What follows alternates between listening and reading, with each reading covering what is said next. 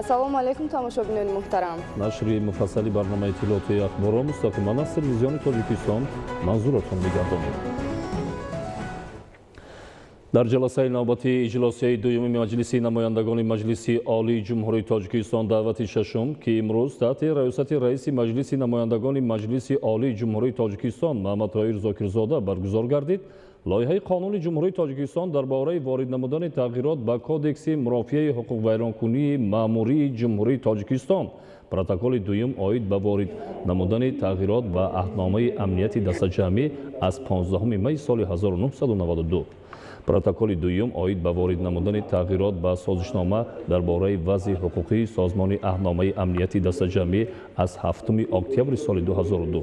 лоиҳаи Қонуни Ҷумҳурии Тоҷикистон оид ба ворид намудани тағйиру илова ба Кодекси тандурустии Ҷумҳурии Тоҷикистон.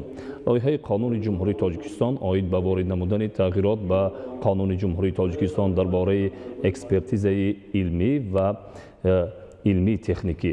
лоиҳаи Қонуни Ҷумҳурии Тоҷикистон оид ба ворид намудани тағйирот ба Қонуни Ҷумҳурии Тоҷикистон дар бораи таҳсилоти ибтидоии касбӣ ва лоиҳаи Қонуни Ҷумҳурии Тоҷикистон оид ба ворид намудани тағйирот ба Қонуни Ҷумҳурии Тоҷикистон дар бораи таҳсилоти иловагиро мавриди баррасӣ қарор доданд.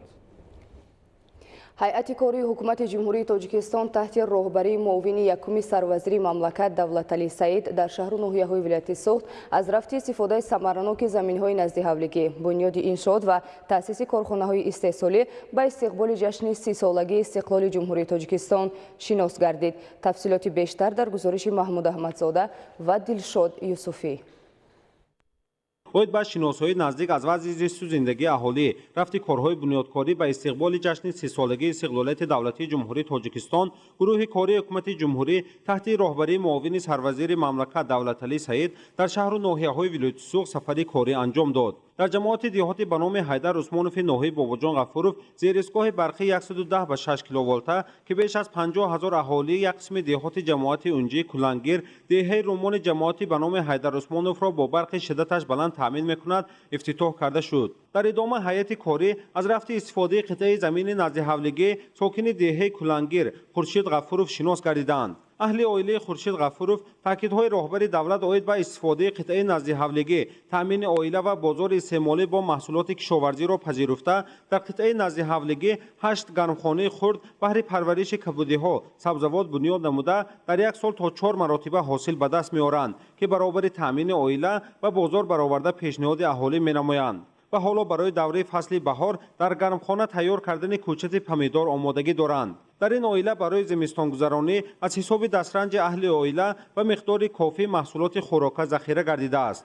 сокини дигари ҷамоати деҳоти ба номи Ҳайдар Усмонов Абдухолиқ Иргашев бошад, дар масоҳати 8 сотиқ замини назди ҳавлигӣ 7 гармхонаи хурди парвариши сабзавот, кабутӣ ташкил намуда, аз ин усули самаранок даромад ба даст меорад, ки зиндагии аҳли оила аз ин ҳисоб пеш меравад.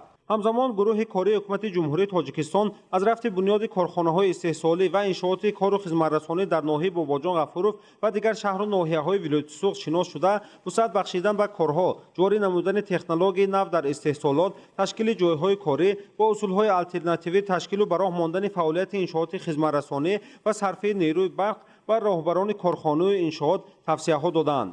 имрӯз дар маҷлисгоҳи суғдиёни шаҳри Хуҷанд гурӯҳи кории ҳукумати ҷумҳурии Тоҷикистон, муовини аввали сарвазири мамлакат, роҳбарияти кумитаи сармоягузорӣ ва идораи амволи давлатӣ назди ҳукумати ҷумҳурии Тоҷикистон, хадамоти давлатии зиддинҳисорӣ, масъулини кумитаи андози назди ҳукумати ҷумҳурии Тоҷикистон бо соҳибкорону сармоягузорон, роҳбарони корхонаҳои истеҳсолии шаҳру ноҳияҳои вилояти Суғд мулоқот доир намуданд. дар мулоқот таъкид гардид, ки дар ҳудуди вилоят беш аз 700 корхонаҳои саноатӣ фаъолият доранд ва имсол боз 92 корхонаҳои нави саноатӣ таъсис ёфтанд. шарикии давлат бо бахши хусусӣ аст, ки имрӯз дар баробари ташаббусҳои давлатӣ, имтиёзҳо, эълони моратория, соҳибкорон низ дар пешрафту ободӣ ва ташкилу ба роҳ мондани корхонаҳои саноатӣ саҳм мегузоранд.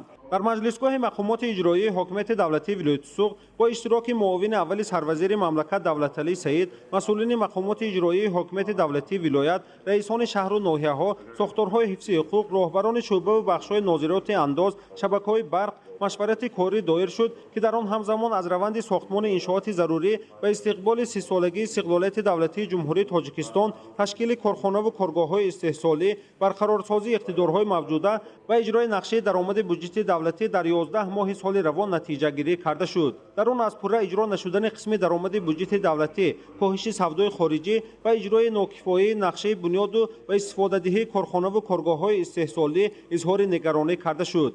در جلسه معاون اول سروزیر مملکت دولتعلی سعید اوید به مسائل مهم اقتصادی و اجتماعی، خصوصا تامین با صفت اجرای نقشه بودجه دولتی، استفاده ثمرناک نیروی برق، پرثمر استفاده بردن زمین‌های کشت، اجرای دستور سپارش‌های پرزیدنت جمهوری تاجیکستان پیشوای ملت محترم امام علی رحمان بهره با دستاوردهای سازنده استقبال گرفتن جشن 30 سالگی استقلالیت دولتی جمهوری تاجیکستان که باعث باز هم رشد و پیشرفت ساحه‌های خواجگی خلق می‌گردد، از مسئولین شهر و ناحیه‌های ولایت سوق حل سریع مسائل‌های جای داشته و اجرای با صفت کارها را تقاضا نمود.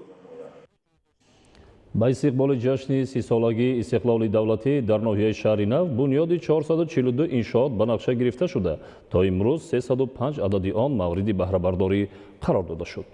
امروز گروه کاری حکومت جمهوری تاجیکستان در ناحیه شهر نو با رفت کارهای آبادانی و فعالیت کارخانه‌های صنعتی شناس شدند. گزارش صدردین سیراج‌الدین. گروه کاری حکومت جمهوری تاجیکستان تحت راهبری معاون سروزیر جمهوری تاجیکستان دولتشاه گلمحمدزاده به ناحیه شهرنو سفر نموده با رفت کارهای آبادانی و سازندگی، اجرای نقشه چهاربینی‌ها بخشیده به استقبال سزاوار جشن بزرگ ملی 30 سالگی استقلال دولتی، اینچنین نشأونمای زراعت کشاورزی در گرمخانه‌های دائم عمل کننده شناس شده از یکچند کارخانه‌های صنعتی که فعالیت نظررس دارند دیدن نمود. طبق اطلاع داده شد در ناحیه شهرنو به خاطر استقبال سزاوار 30 سالگی استقلال دولتی بنیاد 442 انشاءات به نقشه گرفته شده تا امروز 305 عدد آن مورد بهره برداری قرار داده شده است. در زمینه به کار انداختن کارخانه‌های استحصالی از جمله کارگاه‌های دوزندگی، مبلسازی، استحصال مسائل ساختمانی و نقطه‌های سودای و خدمت‌رسانی بیش از 1000 نفر با جای کار دائمی تامین شدند. جمعیت دارای مسئولیت محدود غفور پلاست که در دایره نقشه مذکور مورد بهره برداری قرار گرفت به استحصال سقف‌های آرایشی و دیگر محصولات پلاستیکی مشغول بوده. در آن اساساً زنان و دختران با جای کار دائمی تامین گردیدند.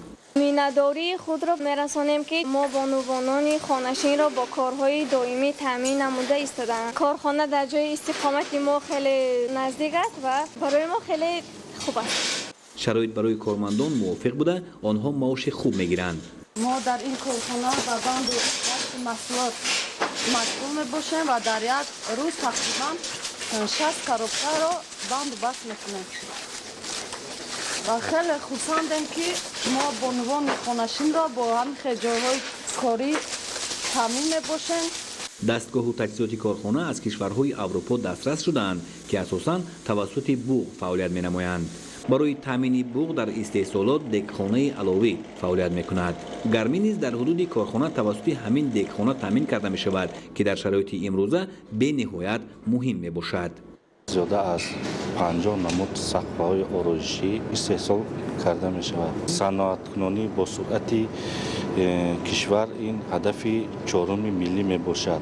ما تصمیم گرفتیم در آینده مال‌های استحصال نموده خود را بیرون از کشور از جمله به جمهوری ازبکستان، همسایه و افغانستان صادرات نماییم. در کارخانه ما 15 نفر کارگر به فعالیت مشغولند، از آن جمله 9 نفر زنان و دختران. کارخانه دارای آشخانه با 30 جای نشست است و همه روزه برای کارمندان خوراک نصف روزی رایگان پیشنهاد کرده می شود. ضمن بازدید گروه کاری از جمعیت دارای مسئولیت محدودی پرنده پروری شهر نو توجه به زیاد نمودن استحصال گوشت و تخم پرنده ظاهر گردیده قید کرده شد که تامین فراوانی بازار با این نامگوی محصولات محض با راه افزون نمودن حجم استحصالات امکان پذیر می گردد. در همین زمینه با جمع کارمندان دستگاه مرکزی مقامات اجرایی کاری حکومت دولتی ناحیه، رئیسان جماعت‌های شهرک و دهات و نمایندگان شعبه و اداره‌های دیگر ناحیوی جمع آمد برگزار گردیده. مهمتر از همه اوید به صرفه‌کارانه استفاده بردن نیروی برق، گسترش بخشیدن کارهای کشاورزی، از جمله بیشتر به راه ماندن پرورش زراعت کشاورزی در شرایط گرمخانه ابراز نظر کرده شد. حالت اجرای نقشه چهاربینی‌ها بخشیده به 30 سالگی استقلال دولتی مفصل بررسی گردیده. تیزانیدن کارها در همه سمت‌ها مهم شماریده شد. صدرالدین سراج‌الدین اهل‌دین کریم برای برنامه اخبار. در شهر حصار تدبیرهای آبادانی و بنیادکاری ادامه داشته. ساکنان مهنتکارین و صاحبکاران سخاوتمند شهر با عزم و اراده قوی و در اساس نقشه چهاربینی‌های آبادانی و بنیادکاری تلاش می‌نمایند که برای سازوار استقبال نمودن جشن 30 سالگی استقلال دولتی در رشد و پیشرفت حیات اقتصادی و اجتماعی شهر سهمگذار باشند. گزارش از شهر حصار. در شهر حصار روند تدبیرهای آبادانی ادامه داشته. ساکنان مهنتکارین و صاحبکاران سخاوتمند شهر با عزم اراده قوی و در اساس نقشه چهاربینی‌ها کوشش دارند که برای سازوار استقبال نمودن جشن 30 سالگی استقلال دولتی جمهوری تاجیکستان در رشد و پیشرفت حیات اقتصادی و اجتماعی شهر سهمگذار باشند. بنیاد نوسازی انشاءات تعیینات اجتماعی و خدمت رسانی در سمت بهسازی اینفراستراکچور دهات مساعدتی فعال می‌نماید. از جمله در جماعت دهات خانقاه کوهی با جلب صاحبکاران سردخانه با گنجایش 150 تن بنیاد و موارد بهره برداری قرار داده شد. در رسم افتتاح انشاءات مذکور معاون سروزیر مملکت مطلوب خان ستاریان نیز حضور داشت. خواجگیداران شهر حصار در سمت ثمره بخش و مقصدناک استفاده بردن زمین که باعث بالا رفتن اقتدار استحصالی در بخش کشاورزی مملکت می‌گردد تدبیرهای عملی می‌اندیشند. حصار در بخش کشاورزی امکانیت‌های وسیع دارد. این است که سال تا سال میدان زمین‌های کشت وسیع گردیده با رعایت قاعده‌های آگروتکنیکی و تجربه پیشقدم حاصل زراعت و سبزیجات و میوه‌جات پالایشی به مراتب زیاد کرده می‌شود. این است که برای نگهداری آن و در فصل زمستان پیشنهاد نمودن میوه و سبزیجات تر و تازه مساعدتی فعال می‌کند. در ادامه هیئت کاری حکومت جمهوری تاجیکستان در دایره برگزاری یک جمع آمد اوید به تدبیراندیشی در سمت کاهش دادن استفاده برزیاد نیروی برق و صرفه‌کارانه استفاده نمودن آن ابراز نظر نمودند. در این جمع آمد رهبریت شهر و مسئولین بخش تامینات برق و فعالان حضور داشتند. گفته شد که در برابر بنیاد نوسازی اقتدارهای نوگیدرای انرژتیکی صرفه‌کارانه استفاده نمودن نیروی برق نیز میتواند در رشد ساحه مساعدت نماید. داشتن معرفت بلند انرژتیکی راهی یگانه پیشگیری استفاده غیر مقصدناک نیروی برق میباشد. صرفه‌کارانه استفاده نمودن برق اگر از یک طرف به تامینات دائمی اهالی با برق دائمی مساعدت نماید، از جانب دیگر با بودجه هر یک عائله فایده میرساند. همچنین در دایره سیاست اجتماعی حکومت مملکت هیئت کاری از حالت چند نفر صاحب قدران مهنت و فرهنگ خبر گرفته با آنها کمک‌های یک وقته نرسانیدند. مورد ذکر است که در شهر حصار طبق نقشه به استقبال جشن 30 سالگی استقلال دولتی 606 انشاءات به نقشه گرفته شده است که تا امروز 397 عدد آن مورد بهره برداری قرار داده شده است.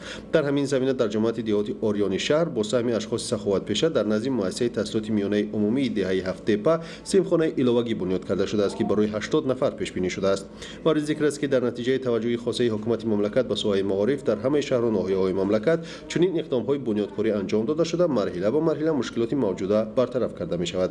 در دهه گلستان جهت بلند برداشتن سطح خدمت رسانی طبی بنگاه طبی مورد بهره برداری قرار داده شد. حکومت جمهوری تاجیکستان در سمت بهسازی وضع اجتماعیات مخصوصا در دهات تدبیرهای ضروری را عملی می نماید. همچنین در جماعت دهات مذکور باز دو بنگاه طبی دیگر نیز مورد بهره برداری قرار داده شدند. ادامه اخبار. امروز در شهر دوشنبه انجمن 15 نویسندگان تاجیکستان برگزار گردید. در کار انجمن مسائل جاری و دستاورد و موفقیت‌ها شاعران و نویسندگان و دورنمای فعالیت مورد تحلیل و بررسی قرار داده شدند. در انجمن 15 نویسندگان تاجیکستان معاون سروزیر جمهوری تاجیکستان ستاریان مطلوب خان امانزاده پیام تبریکی اساسگذار صلح و وحدت ملی پیشوای ملت پرزیدنت جمهوری تاجیکستان محترم امامعلی رحمان را به اشتراکچیان انجمن و در مجموع به کل اعضای اتفاق نویسندگان ارائه نمود. در رفت برگزاری انجمن 15 نویسندگان تاجیکستان مسائل در روزنامه از جمله انتخاب رئیس اتفاق نویسندگان، کاتبات آن، وارد نمودن تغییر و الوه ها و غیره مورد تحلیل و بررسی قرار داده شدند. در فرجام انجمن 15 نویسندگان تاجیکستان با آوازدهی آشکارا و با جانبداری همه وکیلان انجمن نظام قاسم شاعر خلقی تاجیکستان رئیس اتفاق نویسندگان تاجیکستان انتخاب کرده شد. мавзӯи дигар пешрафти рӯзафзуни ҷомеа, беҳтар гардидани сатҳу сифати зиндагии аҳолӣ ва истифодаи технологияи муосир дар ҷаҳон, хусусан дар ҷумҳурии Тоҷикистон, сол ба сол талаботи аҳолиро ба қувваи барқ дучанд сохтааст. Бо назардошти ин бояд сокинони мамлакат аз рӯи дарку фаҳмиш ва заковати худ амал намуда, бо масъулияти баланди шаҳрвандӣ маърифати сарфакорона истифода кардани қувваи барқро фаромӯш насозанд. шарҳи бештари мавзӯъ дар гузориши ҳамкорони мо. дар фарҳанги забони тоҷикӣ сарфа ба маънои фоида, манфиат зиёдтар аз андози даркорӣ, хаҷ ва сарф нашудани чизе, худдорӣ дар сарфи чизе, эҳтиёткорӣ ҳангоми хаҷ ва ғайра омадааст, ки бояд шаҳрвандон ба маъно ва манфиати сарфа таваҷҷӯҳи бештар намуда ҳангоми истифодаи қувваи барқ сарфакор бошанд. зеро имрӯз дар ҷумҳурии Тоҷикистон аҳолӣ низ аз истифодабарандагони аслии нерӯи барқ ба ҳисоб мераванд. бо зиёд шудани шумораи аҳолӣ ва рушду пешрафти ҳама соҳаҳои хоҷагии халқи мамлакат, талабот сол ба сол бо қувваи барқ зиёд гардида, сарфи он низ бояд дар мадди назари сокинон қарор дошта бошад.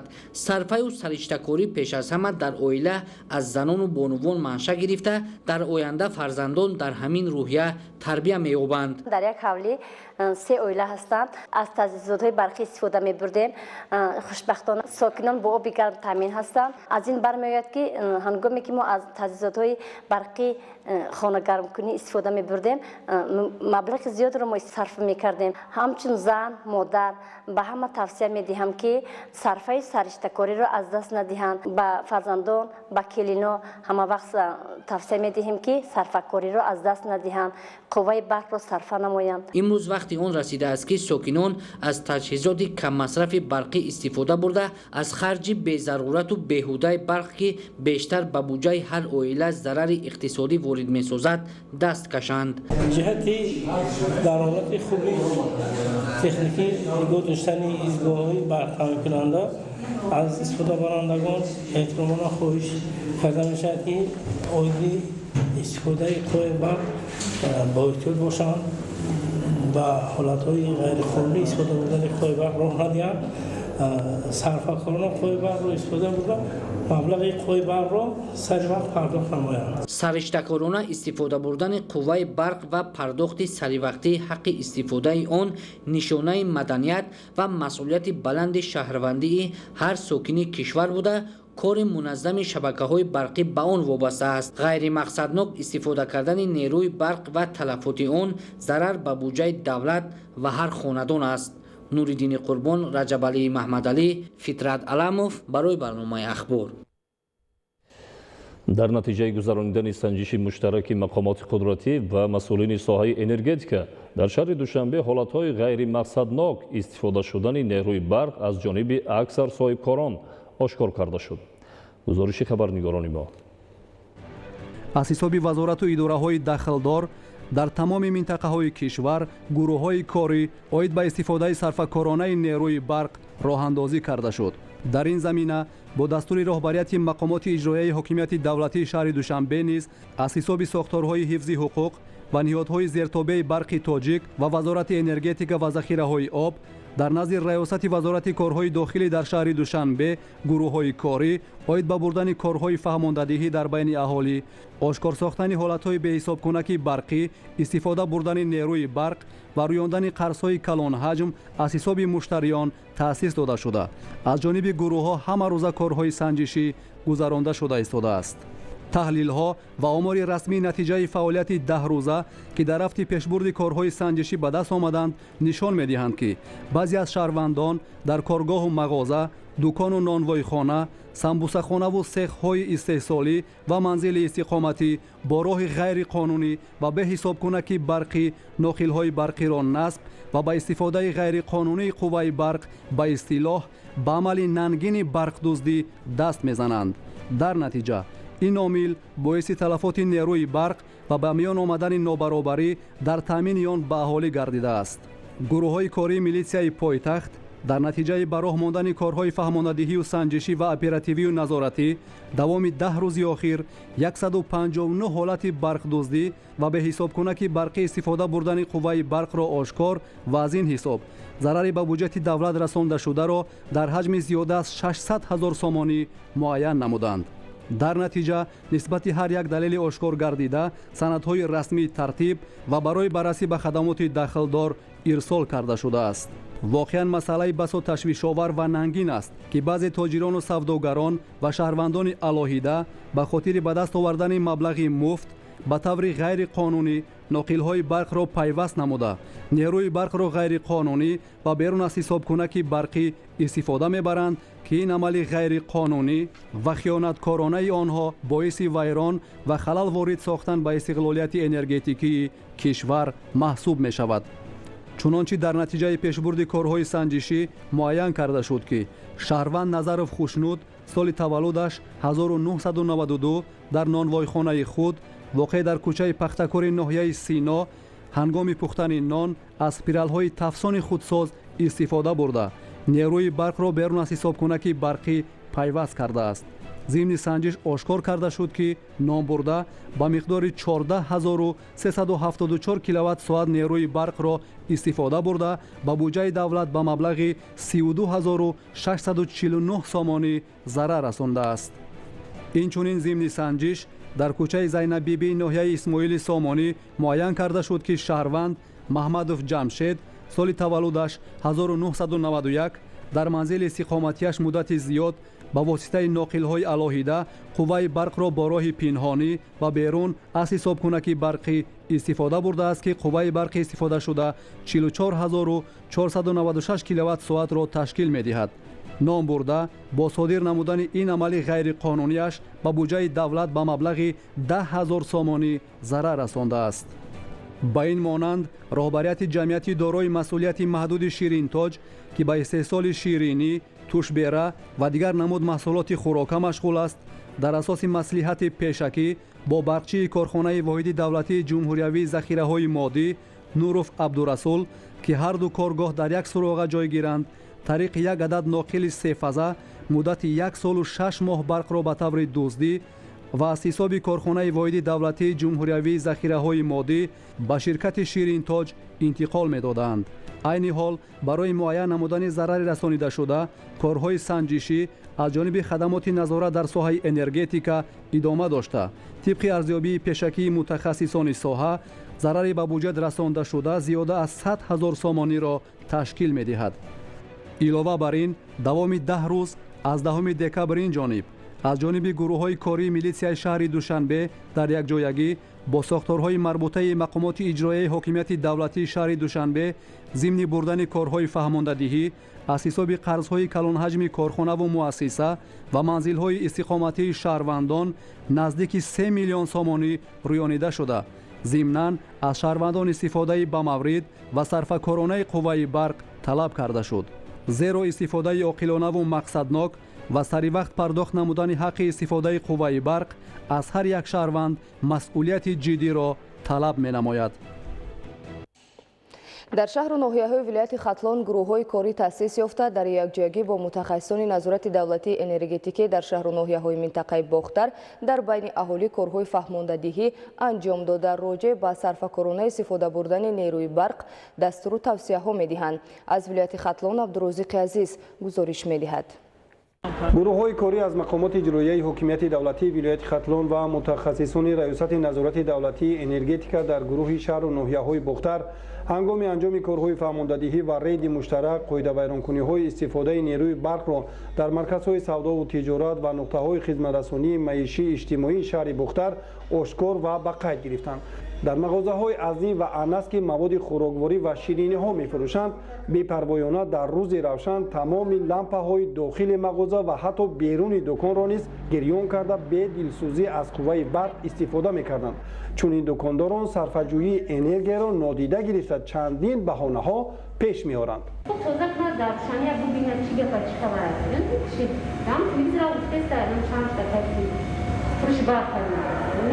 нисбати 96 истеъмолкунанда санад тартиб дода шуд ки ба миқдори 1,51,066 киловатт-соатро ташкил медиҳад.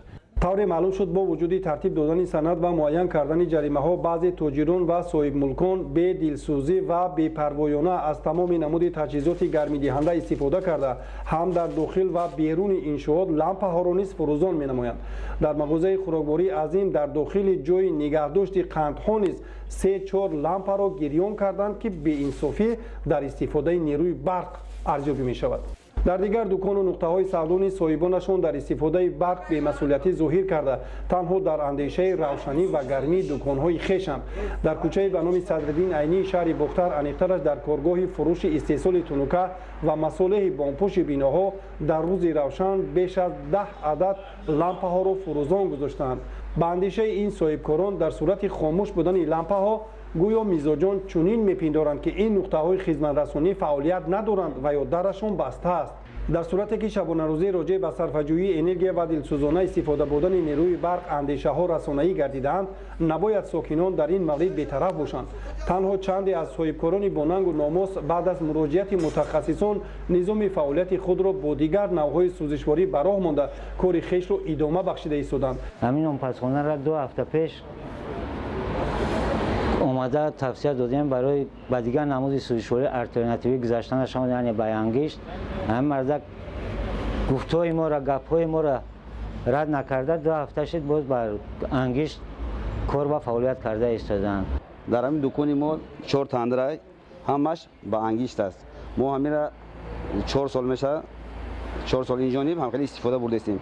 ما در قوای برق نه اونقدر بسیار در کار است. وقتی که تاریک باشه هم لامپ های کم مصرف را استفاده میبریم. وقتی که هوا که روشن شد ما لامپ ها را میکشیم، ما در قوای برق را بسیار استفاده نمیبریم. در همین شب و روز دشوار برای تولیدات انرژی شهروندان جمهوری را ضرور است که یکدلانه در سرشتکاری از برق مسئولیت شناسی ظاهر کنند. آشخانه و طرفخانه ها خوب است که از گاز مایع استفاده برده از استفاده تجهیزات سرمصرف برقی خودداری میکنند. در همین زمینه مؤسسه های بخش معارف در شهر و ناحیه های ولایت ختلون بیناهای تعلیمی، خوابگاه و راهروها را با سیستم گرمیدهی یگانه مرکزانیده شده گرم نموده در این سمت عموما از نیروی برق استفاده نمیبرند. در دانشکده انرژتیکی تاجیکستان بوخانه بزرگ تشکیل کرده شده است که 8 بینای تعلیمی، 2 خوابگاه و دیگر اتاق‌های یاری رسان را توسط همین نظام گرمی میبخشند. عبدالرزاق عزیز، عبیدالله قادر، ولایت ختلان، اخبار. با مقصد تنظیم نرخ و نوا در بازارها و جهت پیشگیری از بالاروی صنعی ارزش محصولات، کارخانه واحد دولتی عاید به استحصال، خرید، ذخیره و فروش محصولات نیازی اولیه شهر دوشنبه مطابق دستور سپارش‌های رئیس شهر دوشنبه و در اساس آیین‌نامه فعالیت تدبیرهای مؤثر اندیشیده مقدار ضروری محصولات نیازی اولیه را در انبارهای کارخانه ذخیره نموده است. تامین فراوانی محصولات در بازارها و تنظیم نرخ و نوای آن پیش از همه به ذخیره محصولات وابستگی دارد. کارخانه واحد دولتی عاید به استحصال، خرید، ذخیره و فروش محصولات نیازی اولیه شهر دوشنبه همچون نهادی مسئول در استحصال و ذخیره محصولات مطابق آیین‌نامه کاری و قرار دخلدار رئیس شهر دوشنبه علل خصوص دستور سپارش‌های بواسطه رئیس شهر محترم رستم امامعلی تدبیرهای مؤثر را در این سمت عملی نموده است. ذخیره محصولات نیازی اولیه در انبارها از قبیل همین گونه چاره‌های اندیشیده رهبریت کارخانه است که حالا طفیل آن فراوانی محصولات در بازارهای پایتخت مملکت تامین بوده، ارزشناکی‌اش هم صرف نظر از پیامدهای منفی وابسته به کووید 19 زیر نظارت قرار دارد. این نوارها باشد از انبارهای لبریز از محصولات کارخانه واحد دولتی عاید به استحصال، خرید، ذخیره و فروش محصولات نیازی اولیه شهر دوشنبه آماده شده و بازگوی حالت واقعی‌اند. کارخانه واحد دولتی عاید به استحصال، خرید، ذخیره و فروش محصولات نیازی اولیه شهر دوشنبه برای موسم زمستانی سالهای 2020-2021 نقشه برداشت داشته‌اش را در سمت ذخیره محصولات نیازی اولیه برزیاد اجرا کرده، جهت رسیدن به نشاندادهای باز هم خوبتر و بهتر کار را در این سمت ادامه می‌دهد. کارخانه دوام سال 2020 در اساس شرطنامه با شرکت‌ها از فدراسیون روسیه، جمهوری‌های بلاروسیه، اوکراین، قزاقستان و هندوستان با مقصد غنی گردانیدن بازار استعمالی پایتخت 18892 تن شکر، 9481.5 تن روغن رستنی، 11972 تن گندم، 9901 تن ارد و 612 تن برنج، ҷамъ 50858.5 тонна маҳсулоти ниёзи аввалияро харидорӣ ва ба кишвар ворид кардааст, ки дар самти фаровонии маҳсулоту танзими мӯътадилии арзиши он таъсири мусбӣ гузоштанд. ин анборҳои азим ҳар кадом иқтидори зиёди ҷойгиронии маводи хӯрокаро доро мебошанд ва феълан аз маҳсулоти ниёзи аввалия пур ҳастанд, ки ҳамагӣ барои сокинони шаҳри Душанбе пешбинӣ шудааст. ин бошад ҷои захираи орд аст ва бо мақсади таъмини дастрасии аҳолӣ ба маҳсулоти босифат навъҳои гуногуни ин маҳсулоти ниёзи аввалия ворид ва захира шудааст. барои фаъолияти мунтазам ва самарабахш дар давраи тирамоҳу зимистони солҳои 2020-2021 аз ҷониби корхона орд ба миқдори 4400 тонна, равғани растанӣ ба миқдори 800 тонна, шакар ба миқдори 2500 тонна, биринҷ ба миқдори 145,6 тонна, картошка ба миқдори 3320 тонна, пиёз ба миқдори 4202,5 тонна ва сабзӣ ба миқдори 570 тонна захира карда шуд. захиракунии маҳсулоти ниёзи аввалия аз қабили картошка идома дошта тасмим гирифтем, ки то охири сол миқдори захираи ин намуди маҳсулотро ба 4000 тонна расонем. аз ҳисоби гандуми воридотӣ дар коргоҳҳои тавлидотии корхона 3657 тонна орд карда шуда пешкаши сокинон гардидааст. ҳамарӯза аз ин анборҳо маҳсулот дар асоси талаботи сокинон тавассути ярмаркаҳои доиму амалкунандаи корхонаи воҳиди давлатӣ оид ба истеҳсол, харид, захира ва фурӯши маҳсулоти ниёзи аввалияи шаҳри Душанбе, ки дар назди даромадгоҳҳои бозорҳои коммуналӣ ва гӯшаҳои муайяни пойтахт ташкил гардидаанд, бо нархҳои дастрас пешниҳоди сокинони шаҳри Душанбе мегардад, ки ҳамаи ин боиси ризояти сокинон ҳам ҳаст. имрӯз барои харид кардан омадам, ки дар ин ҷой хеле яъне ки барои мардум дастрас мебошад. Нисбат ба даруни бозор хеле арзон мебошанд, нархҳо дастрас мебошанд. Ва аз ин ҷо ман равған ба нархи дастрас ва шакар гирифтам. раҳмат ба раиси шаҳри Душанбе, ки ин гуна ярмаркаҳои дастрасро ташкил намудааст. корхонаи воҳиди давлатӣ оид ба истеҳсол, харид, захира ва фурӯши маҳсулоти ниёзи аввалияи шаҳри Душанбе мутобиқи дастуру супоришҳои раиси шаҳр муҳтарам Рустами Эмомалӣ бобати пешгирӣ аз камчинии маҳсулот ва танзими нарху навои он дар бозорҳо бо хоҷагиҳои деҳқонии шаҳрҳои Истаравшану Турсунзода, инчунин ноҳияҳои Лахш, Масҷои Кӯҳӣ ва Ҷайҳун барои харидории картошка, пиёз, сабзӣ ва ангур шартномаҳои ҳамкорӣ ба имзо расонда. маҳсулоти болозикрро харидорию ба шаҳри Душанбе ворид кардааст, ки ҳоло дар анборҳои махсус ва сардхонаҳо бо риояи қоидаҳои санитарӣ нигаҳдорӣ шудаву дар асоси омӯзиши талаботи бозори истеъмолӣ бо нархҳои арзон пешкаши сокинон мегардад. натиҷаи тадбирҳои саривақтӣ андешидашуда дар ин самт буд, ки ҳоло захираи маҳсулоти ниёзи аввалия аз қабили картошка, пиёз, сабзӣ, ангур, лимӯ ва каду бар зиёд аз нақшаи пешбинишуда иҷро гардидааст. ин шипангҳо моҳи августи соли 2019 сохта шуда мавриди баҳрабардорӣ қарор гирифтанд. дар ҳоли ҳозир дар ин ҷо 4202,5 тонна пиёзро дар ҳавои тозаю шамолрас нигаҳдорӣ мекунанд. ин ҳам дар ҳолест, ки нақшаи пешбинӣ гардида дар самти захираи пиёз 4000 тонна буд, яъне масъулин тавонистанд аз нақша 202,5 тонна бештар пиёзро захира кунанд. дар ин анборҳо бошад картошка захира гардидааст. масъулинро мебоист тибқи нақшаи пешбинӣ гардида 3000 тонна картошка захира кунанд, вале бо андешидани тадбирҳои муассиру саривақтӣ захираи ин нави маҳсулот ҳам 320 тонна ё худ 110,7% бештар иҷро гардид. ҳамаи ин имкон медиҳад, ки мавсими имсола бемушкилӣ ва бидуни роҳ додан ба камчинии маҳсулот дар бозорҳои истеъмолӣ паси сар шавад. масъулини корхонаи воҳиди давлатӣ оид ба истеҳсол, харид, захира ва фурӯши маҳсулоти ниёзи аввалияи шаҳри Душанбе мегӯянд, ба хотири пешгирӣ аз камчинии маҳсулот дар бозорҳои шаҳри Душанбе ва бо мақсади пешгирӣ аз болоравии арзиши он фаъолияти худро дар асоси дастуру супоришҳои раиси шаҳри Душанбе муҳтарам Рустами Эмомалӣ боз ҳам ҷонок менамоянд. ин аст, ки ҳоло корҳо перомони захираи картошка ва сабзӣ аз хоҷагиҳои деҳқонии шаҳру ноҳияҳои кишвар тибқи шартномаҳои ба имзорасида идома дорад. масъулин мегӯянд, ҳадаф аз фаъолияти корхонаи воҳиди давлатӣ оид ба истеҳсол, харид, захира ва фурӯши маҳсулоти ниёзи аввалияи шаҳри Душанбе ин пеш аз ҳама ба миён овардани рақобати солим бо соҳибкорон дар самти танзими нарху навои маҳсулоти ниёзи аввалия дар бозорҳои шаҳри Душанбе ба шумор меравад. бо ин ҳадаф масъулини корхона мутобиқи дастуру супоришҳои роҳбарияти шаҳри Душанбе мақсад доранд, ки оянда дигар навъҳои маҳсулотро ҳам харидорию захира кунанд. در شهر و ناحیه‌های ولایت سوخت چاره‌بینی‌های کشاورزی، شدگاری زمین، پاروپاشی محلی به زمین‌ها، شورشویی میدان‌های کشت‌شونده، آبمانی ذخیروی و یخابمانی و به شکل ضروری باغات وسعت دارند. گزارش خبرنگاران ما از ولایت سوخت. بنا به تجربه دهقانی و توسعه عالمان ساحه کشاورزی در مهلت خوشصفت گذراندن چاره‌بینی‌های اگرتکنیکی ملیوراتیوی زمین‌های کشت و تدبیرهای باغ و تاکزار از جمله شدگار، یخاب و شورشویی زمین‌ها و به شکل ضروری درختان باغ و تاکزار تدبیرهای مهم بلند برداشتن حاصلخیزی زمین‌ها میباشند. طبق این طلبات سرریاست کشاورزی و اداره بهداشت زمین و آبیاری ولایت سوخت نقشه و دورنما را عملی می‌نمایند. مقصد اساسی گذراندن شدگار در فصل تیرما و زمستان جمع نمودن نمی در ترکیب خاک، نابود کردن تخم علف‌های بیگانه، حشرات، کسلی‌ها و دم دادن زمین میباشد. از این رو این تدبیر مهم زمستانه در خواجگاه کشاورزی ولایت وسعت دارد. طبق دورنما در 210525 گکتار شدگار پیش بینی شده تا این دوره در بیش از 120000 گکتار این تدبیر اگرتکنیکی گذرانده شده است. وابسته به تا آخر ماه نوامبر ادامه یافتن جمع‌آوری حاصل پخته شدگاری بیش از 50000 گکتار زمین‌های از پخته خالی شده به ماه دکامبر راست آمد. تیزاندن شدگار در این زمین‌ها از تازه کردن زمین‌ها از گوزپایه وابسته بوده. برای در مهلت‌های کوتاه جمع‌آوری کردن گوزپایه چاره‌جویی و 50000 گکتار این زمین‌ها به شدگار تیار شدند. برای تیزاندن این کار بیش از 300 عدد تراکتور و تجهیزات گوزپایه کنک استفاده گردید. در تیزاندن این تدبیر کارمندان شعبه بازرسی نظارت دولتی تکنیکی کشاورزی با تیار کردن تکنیکی و تجهیزات و کمک و توصیه‌ها مساعدت نمودند. در ناحیه زیاده از 90 عدد تکنیکا این شدگار کننده شدگار که ایستاده است. ما یک روز قریب 400 گکتار 430 گکتار زمین رو شدگار کرده ایستادیم.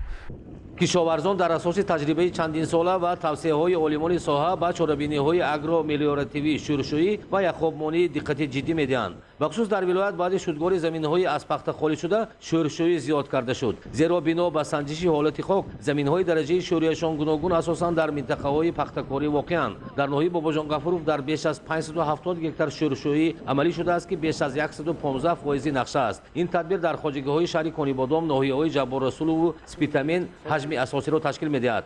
خواجگاه‌های علایده چاره‌بینی‌های زمستانه را یکجای پی هم گذرانده با حاصلخیزی زمین‌ها زمینه می‌گذارند. در کوپراتیو تجارتی چارگاه شهر اسفره تدبیرهای یخابمانی، شورشویی، ذخیره و درآوردن پاروی محلی کارکرد باغات ثمره می‌دهند. این یکم البته تیار نمودن زمین‌ها و دوم این شدگاری خوشصفت و سوم البته این یخابمانی که برای بلند برداشتن حاصلنوکی مساعدت میکند به انجام رسانده شدند و برای باز بلند برداشتن حاصلنوکی ما البته پاروهای محلی را بسیارتر می‌داریم که زیرا که هم نمی را نگاه می‌دارد و هم برای کارتوشکا زنوکی البته تامین می‌گردد.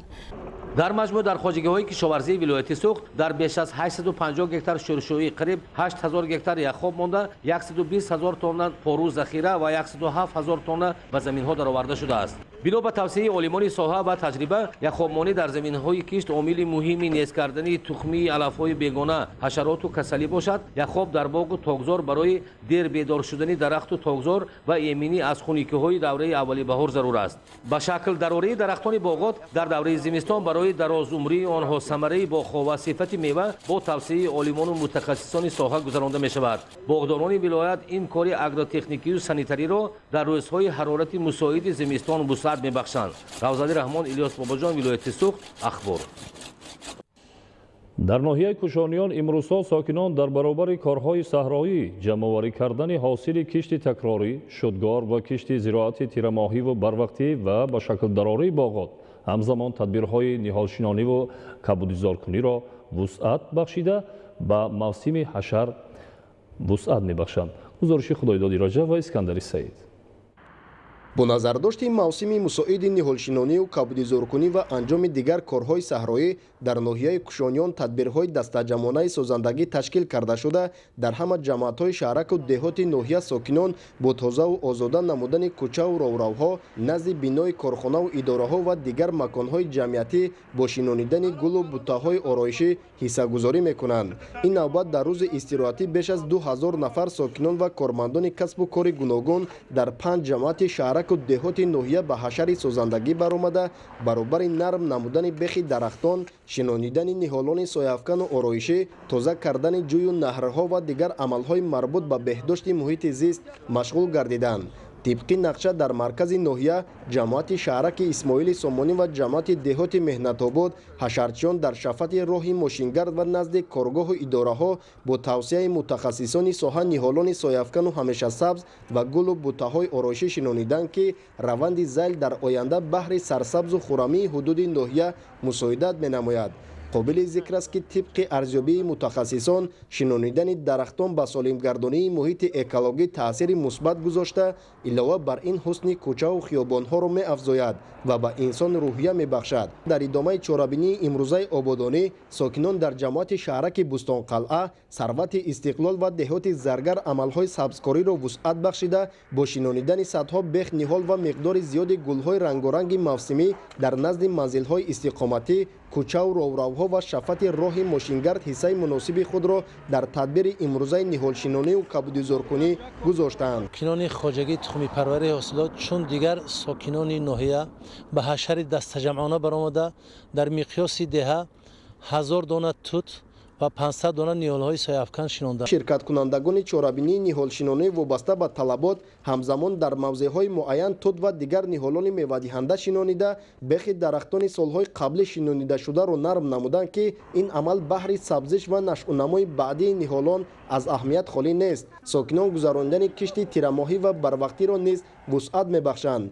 در همین دایره اهل زحمت خواجگی دهقانی مدنیت جماعت دهات ثروت استقلال با توصیه متخصصان ساحه و استفاده تخمی سرحاصل با اقلیم و آب و زمین ناحیه مطابق در میدان 2 گکتار زمین کارتوشکا کشت نمودند. مثال زحمتکشان ناحیه ما بهر اجرای دستور سپارش‌های سرور دولت تصمیم گرفتند که در میدان 490 گکتار کشتی کارتوشکا که یکی از موادهای غذایی اساسی استعمال مردم به حساب می‌رود همچون نان دوم در میدان 167 گکتار تا امروز کشیده است و تصمیم داریم و جهد تلاش‌های زحمتکشان ناحیه خواجگیداران تا روز 25-26 دکبر کشت کارتوشکا را تامین نماییم. طور گفته شد رعایت قاعده‌های توصیه نموده عالمان ساحت در کشت و پرورش کارتوشکا بخصوص انتخاب و کارکرد زمین، استفاده نیروهای مینرالی و زهرخیمیکات‌ها بر ضد بیماری و حشرات‌های ضرررسان قبل از کشت، انتخاب تخمی و پرورش مرحله‌های بعدی از عامل‌های اساسی فراوان حاصلی محسوب می‌گردد. در ناحیه امسال نسبت به سال گذشته 130 گکتار زیادتر دورنمای کشتی کارتوشکا داریم. زحمتکشان ما تصمیم گرفتند که بهر تخمی‌های خوش‌صفت آوردن و کشت کردن را پیشه کردند. با نظرداشت زیاد گردیدن طلبات در بازار، ساکنان و کشاورزان ناحیه کشانیان نیت دارند که امسال میدان کشت تیرماهی و بروقتی کارتوشکا را از دورنمای پیشبینی شده زیاد به راه مانند. به خاطر سری وقت و در دایره طلبات اگراتکنیکای پرورش انجام دادن کشت، خواجگیداران از توصیه و مصلحت عالمان و متخصصان استفاده نموده تخمی‌های با اقلیم مطابق و سنجیده شده را در زمین‌های نزد حولگی، یاری رسان و خواجگی‌های دهقانی کشت می‌نمایند. خدایدادی رجب، اسکندر سعید، ناحیه کشانیان برای برنامه اخبار. تطبیق عملی سازی علم با استحصالات باعث می‌گردد که دلخواه ساحه رشد نماید. همکاری انستیتوت مسائل امنیت بیولوژی و بیوتکنولوژی اکادمی علم‌های کشاورزی تاجیکستان با خواجگیدارانی که به پرورش چاروا مشغولند باعث می‌گردد که چاروا سالم نگاه داشته شود. گزارش خبرنگاران ما. با مقصد سالم نگاه داشتن چاروا، انستیتوت مسائل امنیت بیولوژی و بیوتکنولوژی اکادمی علم‌های کشاورزی تاجیکستان برنامه‌های مشخص را عملی می‌سازد. ساحه چارواداری و پرنده‌براری در تامین امنیت آذوقه‌های کشور رول مهم را می‌بازد. در دایره همین مقررات عالمان انستیتوت مسائل امنیت بیولوژی در سال 2020 صاحب 4 نخست پتنت و 2 قرار مثبت عاید به اختراع طرز پیشگیری بیماری خطرناک چاروا کشاورزی، تهیه تکنولوژی موادهای بیولوژی و خیلی میکروارگانیسم‌ها برای آماده نمودن و تیار کردن موادهای بیولوژی شدند. در همین زمینه در انستیتوت مذکور مشورت علمی عملی منتخبه تحت عنوان تشخیص و پیشگیری بیماری‌های چاروا و پرنده برگزار گردید که در آن عالمان ساحه و متخصصان از نهادهای دخلدار اشتراک نمودند. در این چاره‌بینی عاید بر راه و اصول‌های پیشگیری و تبابت بیماری‌های چاروا و پرنده، تقویت همکاری‌های انستیتوت با خواجگی‌های کشاورزی و کمیته و وزارت‌های وابسته جهت پیشنهاد و طرز و اصولهای سالم نگاه داشتن چاروا مخصوصا جهت تامین امنیت عضوقواره ابراز نظر کرده شد. در کمیته به خاطر عضوقواره بلوچستان شروع علمی تکنیکی تحصیل داشته است که با جلب علمان خادمان علم یعنی شورا برگزار می‌گردد و در دوران فعالیت 3 مرتبه شروع علمی برگزار گردیده، یعنی دستورالعمل‌ها و دستورهای متدیکی از جانب علمان خادمان علم تهیه می‌گردند، بررسی گردد، تصدیق کرده می‌شود و امروز در این انستیتوت مورد استفاده قرار دارد. در انستیتوت مسائل امنیت بیولوژی و بیوتکنولوژی تشخیصگاه استحصال واکسین‌های گوناگون از جمله به مقابل بیماری سیاهران چاروا فعالیت می‌نماید. در سال 2020 توانستیم زیاده از 200,000 وایه مواد 3 نمود مواد بیولوژی استحصال کنیم و با کشاورزان پیشنهاد نموده ایستاده. فعالیت انستیتوت گسترده بوده از جمله در سمت گذراندن مانیتورینگ بیماری‌های سیراتی حیوانات، گذراندن تحقیقات در بخش تامینات علمی و تکنیکی به خطر بیولوژی چارواداری و آزمایش بیولوژی تعینات بیطاری و غیره به راه مانده شده است.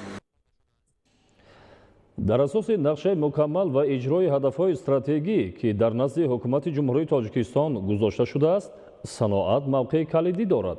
این است که در کارخانه‌های صنعتی مملکت در برابر افزون گردانیدن اقتدار استحصالی، همزمان جهت بهتر گردیدن صفت محصولات نیز تدبیرها اندیشیده می‌شود.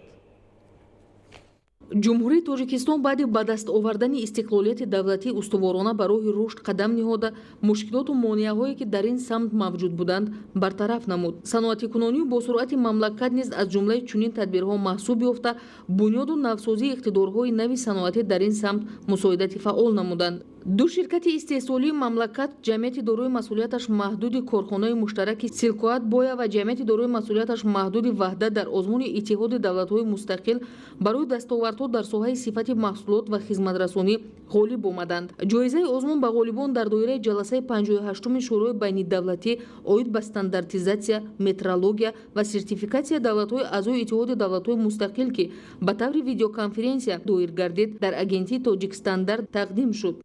лозим ба таъкид аст ки дар қатори корхонаҳои истеҳсолии давлатҳои аъзои иттиҳоди давлатҳои мустақил ду корхонаи ватанӣ ки асосан ба истеҳсоли масолиҳи сохтмонӣ ва истеҳсоли маҳсулоти насоҷӣ машғуланд барои иштирок дар озмуни мазкур пешбарӣ шуда буданд. маҳсулоте ки аз ҷониби ҷамъияти дорои маҳсулоти маҳдуди ваҳдат истеҳсол карда мешуд ба талаботи стандартии байналмилалӣ ҷавобгӯ буд. аз ҳамин хотир мо иштирокчии ин озмун шудем ва ғолибиятро ба даст овардем. дар ҷаласаи навбатии шӯрои иқтисодии давлатҳои аъзои иттиҳоди давлатҳои мустақил ки санаи 13 марти соли 2020 дар шаҳри Москваи Федератсияи Россия баргузор гардид, ин корхонаҳои ватанӣ ба ҷоизаҳои баландтарини озмун, лауреати озмун сарфароз гаштанд. имрӯз дар шаҳри душанбе озмун оид ба интихоби беҳтарин таҳиягари ҳуҷҷатҳои лоиҳавӣ дар соли 2020 ки аз ҷониби кумитаи меъморӣ ва сохтмонӣ назди ҳукумати ҷумҳурии Тоҷикистон роҳандозӣ гардидааст, ҷамъбаст гардид. дар натиҷаи баҳогузории ҳакамони озмун аз 23 лоиҳаи пешниҳодшуда 7 адад баррасӣ шуда 5 ташкилоти лоиҳакашӣ ғолиб омад. ғолибони озмун аз ҷумла ҷамъияти дорои масъулияти маҳдуди саноатсоз, гурӯҳи лоиҳакашии дӯстии халқҳо, корхонаи воҳиди давлатии пажӯҳишгоҳи илмӣ лоиҳакашии ҷумҳуриявӣ сохтмон ва меъморӣ, ҷамъияти саҳомии кушодаи пажӯҳишгоҳи илмӣ лоиҳакашии ҷумҳуриявӣ санъии осп ва корхонаи воҳиди давлатии лоиҳакаш барои беҳтарин лоиҳаи қисми меъморӣ ва конструктивии иншооти маъмурӣ, истиқоматию хизматрасонӣ ва ғайра бо дипломҳои дараҷаи якум, дуюм ва сеюм сарфароз гардонида шуданд. барномаи ахборро идома медиҳем. дар ноҳияи нуробод бо истиқболи ҷашни 30-солагии истиқлоли давлатии ҷумҳурии Тоҷикистон бинои дуошёнаи беморхона барои садкат ва қабули 150 бемор ба истифода дода мешавад. тадбири мазкур дар самти бесозии вазъи хизматрасонии тиббӣ ба аҳолӣ мусоидат менамояд. гузориши Дигули Маҳмуд аз ноҳияи Нуробод. сохтмони қисмати дуюми бинои дошонаи беморхонаи марказии шаҳраки дарбанди ноҳияи Нуробод асосан барои таваллудхона пешбинӣ шуда аз 100 кат ва дорои 21 ҳуҷраи табобатӣ иборат мебошад.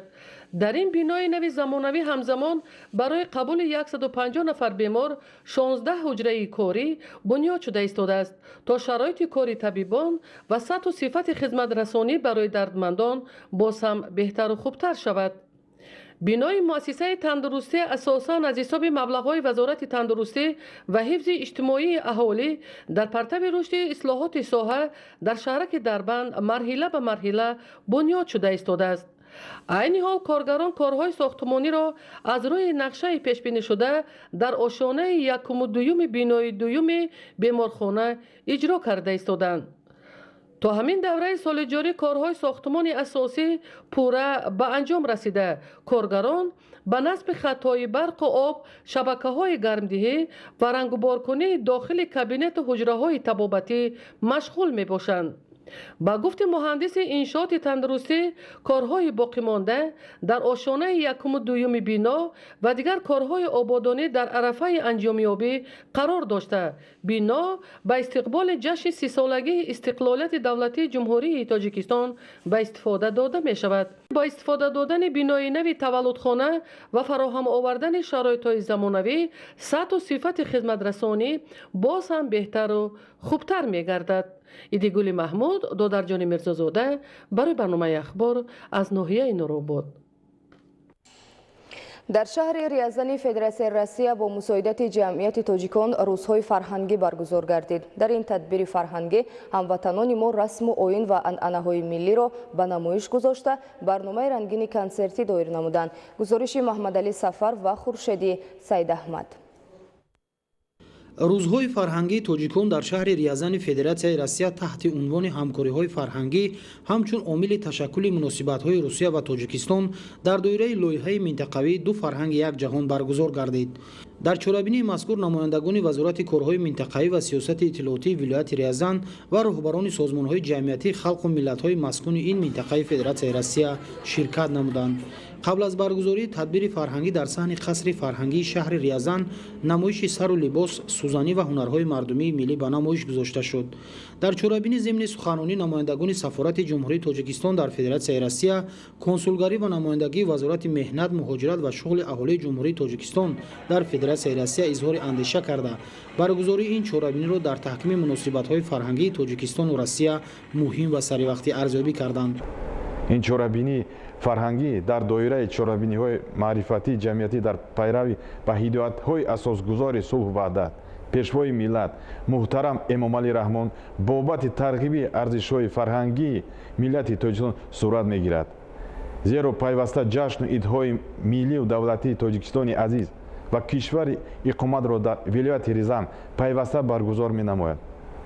دایر نمودن چنین چارابینی‌ها که با اشتراک هموطنان مأموریت شهر و ولایت‌ها و نمایندگان دیاسپورای دیگر خلقیت و ملت‌های مسکون منطقه گذرانیده می‌شود. با تحکیم دوستی و رفاقتی نمایندگان خلقیت و ملت‌های مساعدت خواهد کرد. در قسمت دوم برگزاری روزهای فرهنگی برنامه کنسرتی با دو زبان و با اشتراک هنرپیشه‌های جوان و اعضای فعال جمعیت تاجیکان همچنین دانشجویان با صدای آهنگ‌های ملی تاجیکی و گروه رقصی گلدختران طبع تماشابینان را بالیده گردانیدند. قید کرده موارد است که چنین برنامه‌ها همسوار در منطقه‌های فدراسیون روسیه برگزار می‌گردد. در یک گوشه چایخانه با آراستن دسترخوان طعام‌های ملی تاجیکی به نمایش گذاشته شد.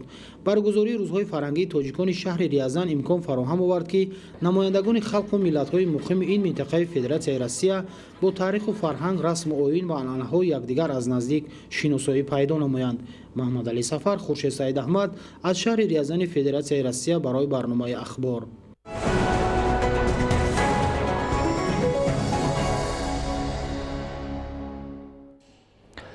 дасти кӯмак дароз кардан ба ятимону бепарасторон ва шахсони имконияташон маҳдуд аз хислатҳои накӯи инсонӣ маҳсуб ёфта аз ҷониби шахсони хайрхоҳ ва вазорату идораҳо ба ятимону бепарасторон кӯмак карда мешавад. шарҳи бештари мавзӯъ дар таҳияи хабарнигарони идора. دستگیری همیشگی یتیمان و بیپرستاران و شخصان امکانیتشان محدود در سیاست پیشگرفته دولت و حکومت جمهوری تاجیکستان موقع محوری داشته جهت بهتر ساختن وضع اجتماعی این طبقه جامعه پیوسته تدبیرهای مهم عملی کرده می شود. از طرف کمیته بخطری عضوقواری نزد حکومت جمهوری تاجیکستان به یتیمان کل مؤسسه دولتی مرکز دستگیری اویلا و کودکستان رقم 2 شهر دوشنبه کمک مالی رسانده شد. کمک رسانده شده از محصولات نیازی اول، آرد، روغن، گوشت، سبزی، کارتوشکا، پیاز، برنج، مواد شستشویی و غیره عبارت بود. طبق اطلاع در مؤسسه دولتی مرکز دستگیری اویلا و کودک رقم 2 شهر دوشنبه قریب 70 نفر یتیم کل تحت پرستاری قرار دارند. طبق اطلاع مسئولان کمیته بی‌خطری عضوقواری نزد حکومت جمهوری تاجیکستان، کمک رسانده شده در مجموع بیشتر از 11000 سومانی را تشکیل داد. این بار اول نیست که از جانب کمیته به یتیمان و دیگر شخصان یک و تنها کمک رسانده می شود. در آینده نیز به یتیمان کل این مؤسسه اجتماعی کمک رسانده خواهد شد.